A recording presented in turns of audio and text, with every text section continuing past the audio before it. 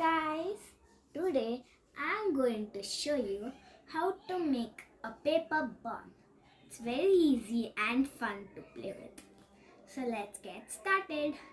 First, you need a color paper or a normal paper, which is white paper. You need a A4 sheet.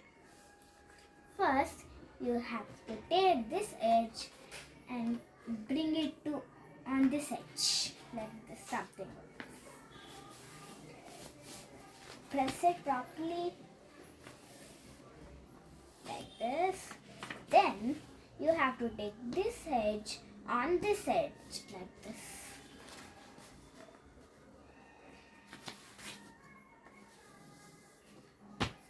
And again you should do on that only like that. Oh, I have to press it.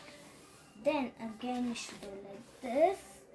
Then you should turn it backwards and press here also.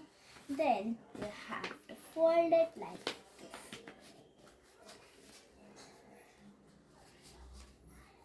1 second, guys. Okay, done. Now you have to turn it back here. Then you have to hold this and pull this little outside like this and bring it down like this. Then you have to hold it here like this, and done, guys, like this. Thank you for watching this video. Make sure to subscribe and ring the bell button.